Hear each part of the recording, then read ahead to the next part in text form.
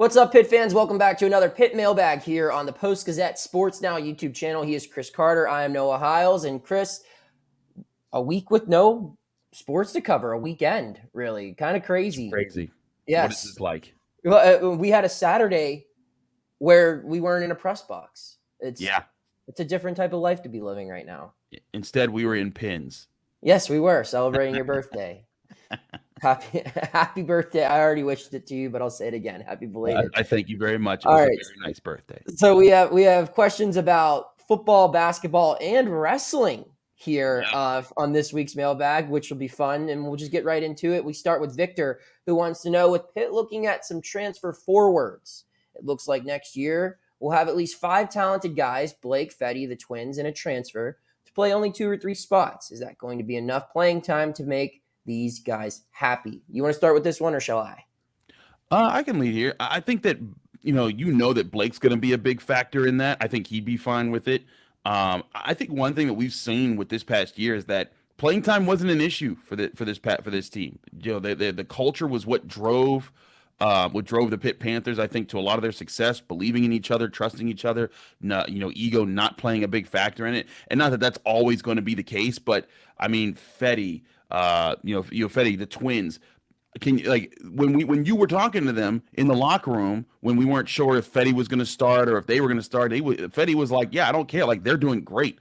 And the twins were like, "Yeah, whenever Fetty's like, there wasn't a sense of, oh, I gotta get my time in." So I think they'll be fine. I think a big part of it was how do they want to use their forwards, because if Blake's at the 3, I think it makes this a lot easier, right? Because then Fetty can be the 5, one of the twins, probably Guillermo, can be the 4, and then Jorge can either be the 4 or come in and be like an extra wing player that subs in for Blake, and then you can have your transfer be a backup 5 or a backup 4. Preferably, I think a backup 5, just to let the twins kind of be their own thing at the 4 and the 3. But yeah, I don't think this is that big of a playing time issue. I think this would be a normal basketball roster. I think it's just that Pitt fans have been so used to only 7 guys getting playing time. Yeah, and I think that a big thing with the young guys down low, they understand that there's a need. They need help. They weren't shy about the fact that this team knew it was going to get beat on the boards.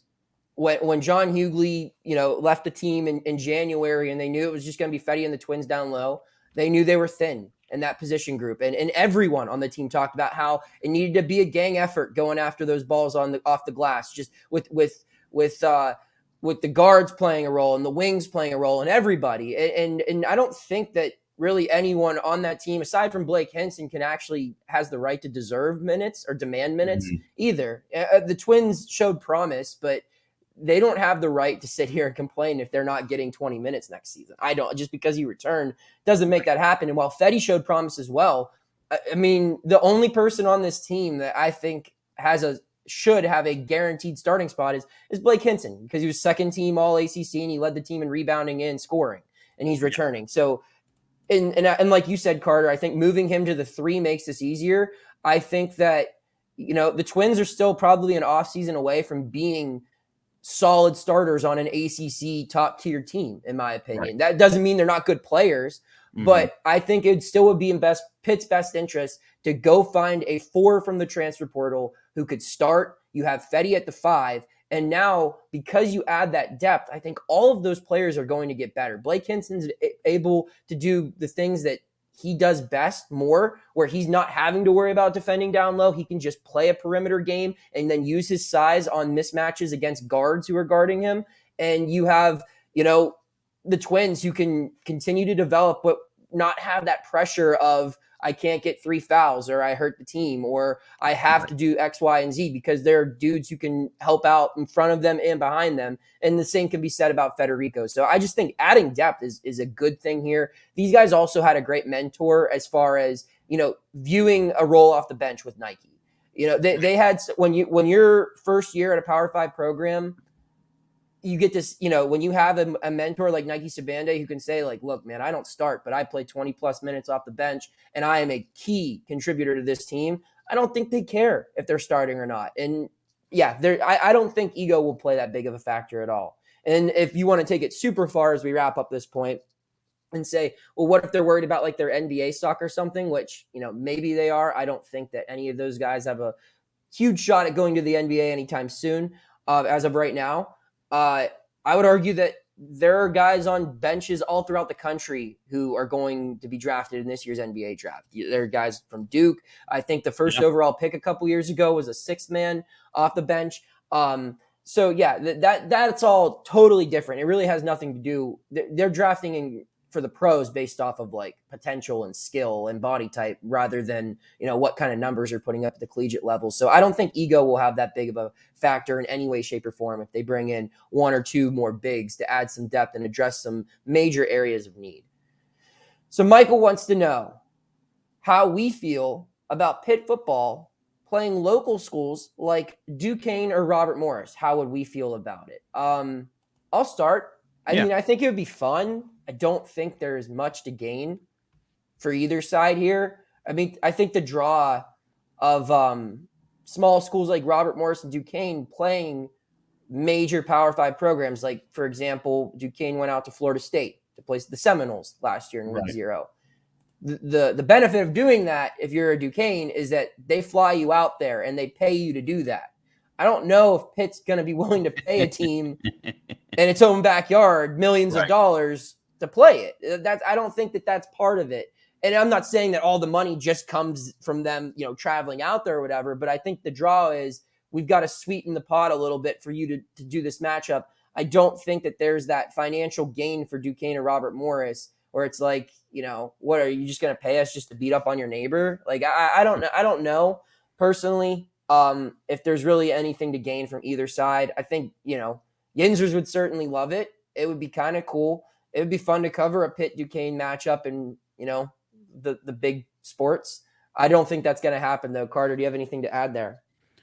Biggest thing I see here is that like you said, Pitt has to have something to gain here. And sure, like the idea of a city game would be cool, but this is much different than basketball where you have lots of games to determine that. Pitt has a very limited schedule. And if you're the one game that would be like a Duquesne or a Robert Morris type game this year would be Wofford in as an opener. And sure, you could say, Wofford, like, oh, they could do that over this Wofford team. But like you said, that there's a matter of, Duquesne, how much money would they be able to gain from staying here and playing in the city game, and then, but then immediately after that, like Pitt's the rest of the season is full of, teams that are in the big, Cincinnati, West Virginia, North Carolina, and then the ACC schedule starts. So like, they're not like, I don't think it's the same situation as basketball where like, a city game would be cool because you have a lot more non-conference games to kind of play around with before the year starts. But,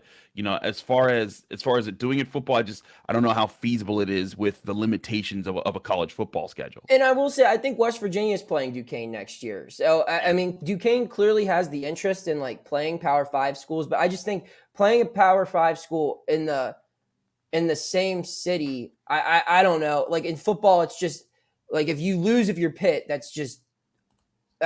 that takes your program back years, in my opinion. And for Duquesne, it's like I don't know what there is. I don't know if Pitt would be willing to offer a payout willing or good enough for Duquesne or Robert Morris to really accept that offer. I don't think it'd be worth really anyone's time personally, but I could be wrong. And I would love to cover it. I just don't think Pitt would really want to do that. So Lou wants to know what is going on with Che Nwabuko. Excuse me. I've written that name many times. I just have never pronounced it out loud, which is a thing that comes along in this industry. Lou says he hasn't heard anything. He knows that Che runs track and he was supposed to be a speedster on the football team. So Lou, here's what I know.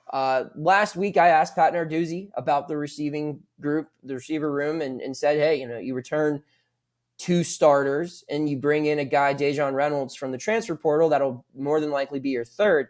But behind those guys, you don't have a lot of experience depth. What are some guys? Who are some guys that have really stood out in spring ball? And he did mention Che's name. He said, he's one of the younger guys that has had a decent spring practice. I don't know what to expect from that second line of receivers. There are some freshmen, I think, that could possibly get playing time, but you would have to think that the guys who have been around the program would have a better chance of seeing the field. And Che would be one of them, being that, he's not a newcomer. He's not a guy who's going to prom in a month, as an early enrollee.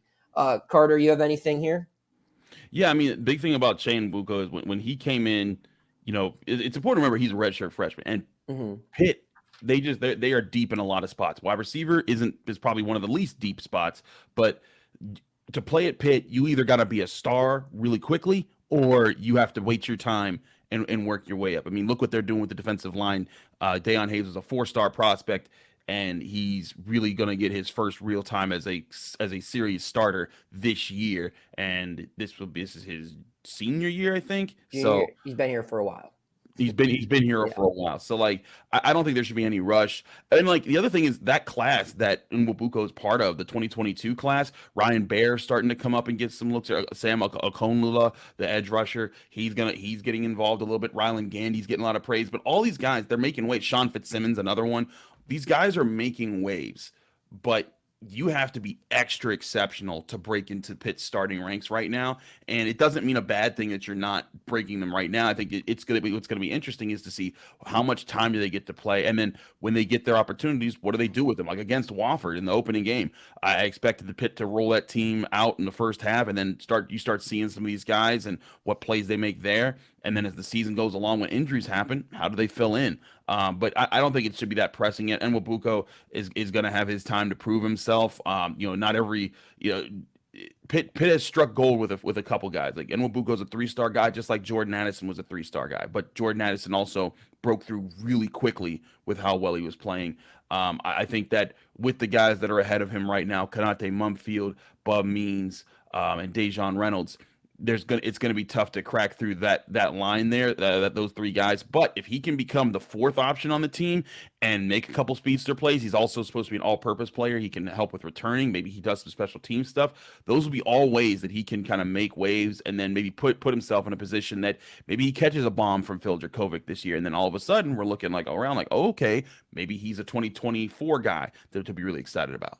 Yeah, and to finish off this point, I think also, you compare the other positions where you might see some young guys like defensive line. I mean, that's a position group where there's a lot of rotation with Pitt, where Pitt's offense, it doesn't give a lot of opportunities to backup receivers. They don't run a lot of offensive sets. They don't have a lot. You don't see them in a lot of formations where they would need to dig deep on the receiver chart. I mean, last year, how many before the guys who were rotational receivers transferred? How often did you see, the backups on the field? Not often. I think with Cignetti's offense, you have sometimes only 2 receivers, sometimes only 1 receiver on the field at certain times. It's not. I think if they were still running, help me out, offensive coordinator before Cignetti. Mark Whipple. Yeah, if they were still in Whipple's offense, I think you would probably see a lot more of that depth out there, regardless, just because you can't have so many, the same 3 guys running 40 yards down the field every single play. But when you're running the ball as much as Pitt does, and you're running a lot of the formations, out of the pistol or under center, you don't need a deep receiver rotation like you see them having a deep rotation on the defensive line or at running back or other things like that. I just think that's also something that plays a part in it. And maybe that changes this year with quarterback play. So we'll move forward now to another guy that some fans have actually more than just Tom, but Tom wants to know. To me, Bam Brima has always looked the part to be a dominant defensive player. How has he performed through these early parts of spring? I'll say this. You're not the only person who thinks he looks the part. That's kind of the narrative with this guy. That's what we talked to Pat Narduzzi about last week at spring camp was, hey, this guy looks, you look at him and you think, okay, how is he not an all ACC defensive lineman? How is he in Charlie Partridge's system not dominating? How is he not locked down a starting job? And Narduzzi's kind of said the same thing, that he looks the part. It's about figuring out his mental game. And that's going to have to be something he does this spring, I think, or this summer during camp, because there are too many talented guys behind him for them to just sit around and wait for him to figure it out.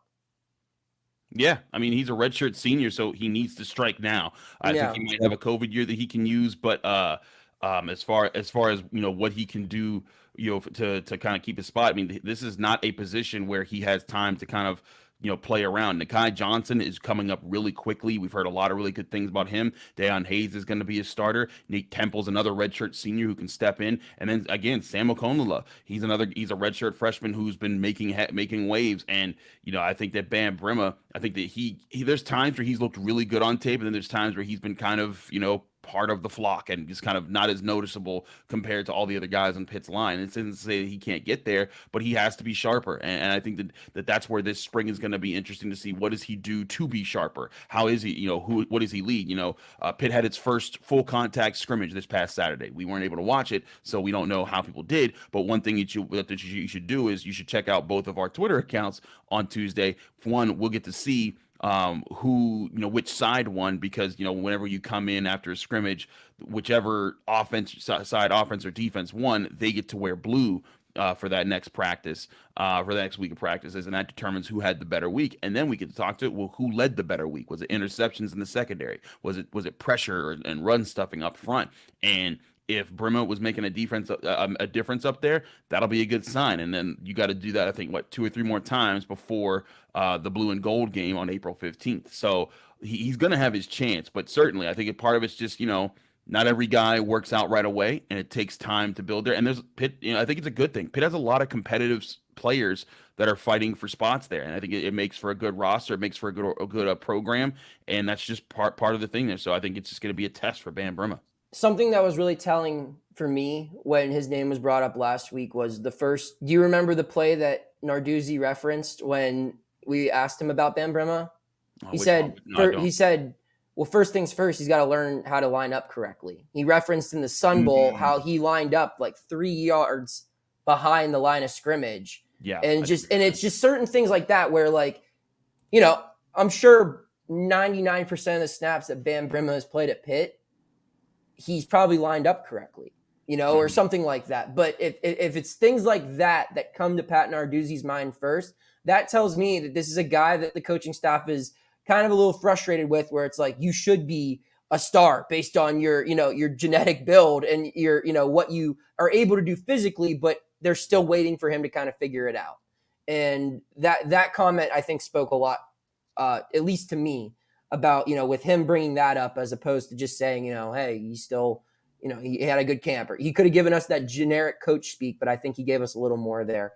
And that told me a lot. So we have one final question. I think this is easily the most unique question we've been asked on the mailbag here. And it's our first wrestling question as well. So Joshua wants to know, if Nino Bonacorsi fought a bear, who would win? Now, I have questions about this. One. Right. Where's the bear from? Yeah. Because I've seen Russian bears lose in wrestling matches to UFC fighters. I saw the tape of Khabib wrestling a little bit. So maybe Russian bears are easier to beat in wrestling matches. That's my first question. 2, is the bear also cutting weight? Because I think if so, then I'd give the edge to the bear, because he's a hungry bear and he's going to be coming with a lot more fire. Chris could not be less interested in my analysis on this. And the third is what type of bear, because if it's a black, here's some information for you, Chris, as someone who grew up in a more country area. If it's black, fight back. If it's brown, lay down. And if it's white, say goodnight. So if it's a black bear, you got to get big and you got to yell at it and scare it away. If it's a brown, you got to hold still, hide. And if it's a polar bear, you're dead. They're going to kill you. There's nothing you can do about it. So that's my analysis. I think if Nino gets a fight against a bear similar size, and he just runs into it in the woods, I think he might be able to hold it off to a certain extent. That's my take. Chris, you have anything here on this? First and foremost, it is important to remember that when Khabib fought a bear, it was a circus bear. It was trained. He was also 4 years old when he did it, though. Yes. He beat a bear. Jackie Moon lost to a bear in semi-pro, and Khabib, sorry to interrupt you with my bear facts. You're fine. It's just, these are controlled environments. I think Nino is a heck of an athlete, and it's awesome to see the success of Pitt wrestling and to see the national championship, and for Pitt to have a national champion. That's awesome. But Fighting bears? What if it's in a controlled atmosphere? If it's in a control, if this is a trained bear that like knows not to bear out, maybe that's possible. There's a chance there, and it has to be the right kind. Like it's the right kind of bear. Like again, grizzly bear. No, you're just dead. You're food. You know, like okay, Nino versus Revenant bear. That ain't going well. I'm sorry. I don't care. Nino better become packing or some stuff. But like, I guess a controlled environment with the circus bear that knows that this is more of a game. I could see Nino coming out on top because you can out technique the bear. But no, not again. That's the funny thing is when people. I'm glad you started with your analysis because. Yeah. When people talk about this kind of stuff, they think, "Oh yeah, it's just that you can beat a bear." No, those things will eat us. They're designed to. They have evolved to eat us. So it's not gonna happen too often. And there are some bears that are friendlier than others, but in general, I would just stay away from that. I don't like your take on this. Actually, I think I'm gonna go shift completely toward Nino would beat the bear. Anytime, anywhere, even in Antarctica. You know, he's just walking. Even in Antarctica. He sees a whole bunch of polar bears. He just opens a Coca-Cola and they go sled riding together. And then while the polar bear's on his back, he, pins it for a couple, gets his back, shoulders flat. Totally. That's exactly what's going to happen. That's my analysis. I think, legally we should probably say the Post-Gazette does not endorse any sort of bear fighting, bear on bear or human on bear in any sanctioned or non-sanctioned setting unless for self-defense purposes. That's all we got here. Carter, any final thoughts? Don't fight bears, people. It is not a good idea. Chris, don't fight bears. I'm telling you right now, y'all can fight whatever bears you want. Chris Carter will not.